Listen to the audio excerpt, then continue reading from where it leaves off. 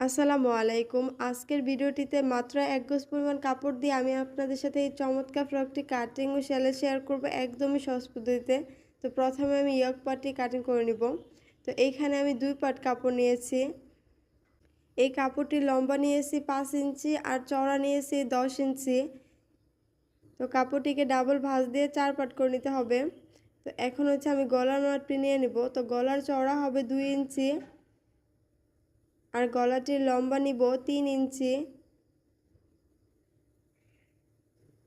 তো এইভাবে হচ্ছে রাউন্ড শেপ দিয়ে নিতে হবে।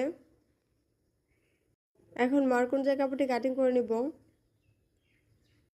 তো পিছন পাটে হচ্ছে আমাদের হুকের ঘর তৈরি করে নিতে হবে। তো ১.৫ ইঞ্চির মতো আমি মার্ক করে নিচ্ছি।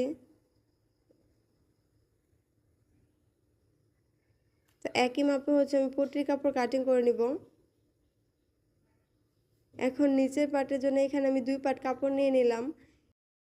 এই কাপড়টির লম্বা নিয়েছি ১৩ ইঞ্চি আর চওড়া নিয়েছি ২৩ ইঞ্চি।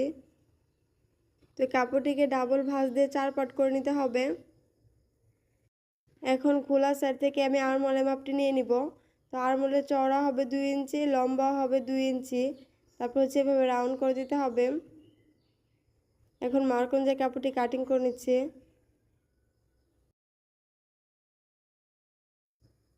নিচে কুচির জন্য আমাদের আরেকটি পার্ট হবে। তো কুচি কাপড়টি নিয়ে নিব। তো কুচির জন্য এখানে হচ্ছে আমি ২ পাট কাপড় নিয়েছি। এই কাপড়টির লম্বা নিয়েছি ৫ ইঞ্চি আর চওড়া নিয়েছি ৩৩ ইঞ্চি। এখন হচ্ছে সেলাই করতে চলে যাব। তো প্রথমে ইয়ক পাটের পিছনের পাটে হচ্ছে হুকের ঘর তৈরি করে নিতে হবে। তো পট্টির কাপড়টি এর উপরে রেখে তারপরে সাইড থেকে একটি সেলাই দিয়ে নিতে হবে।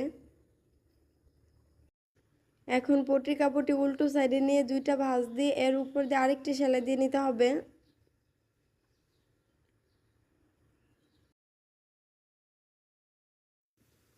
এখন ইয়কের ২টা পাট সোজা সাইডে রেখে শোল্ডারটা জয়েন্ট করে নিতে হবে।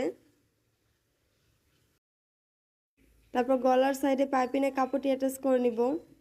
তো পাইপিনের কাপড়টি সোজা সাইডে রেখে আর ইয়কের পাটটি সোজা সাইডে রেখে তারপর প্রথমে সেলাইটি দিয়ে নিতে হবে। এখন গলার সাইডে কাট বসিয়ে দিচ্ছি।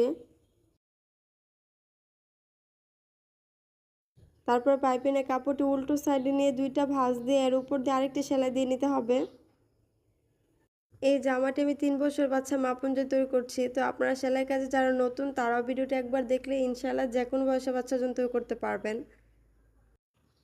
এখন নিচের পাটি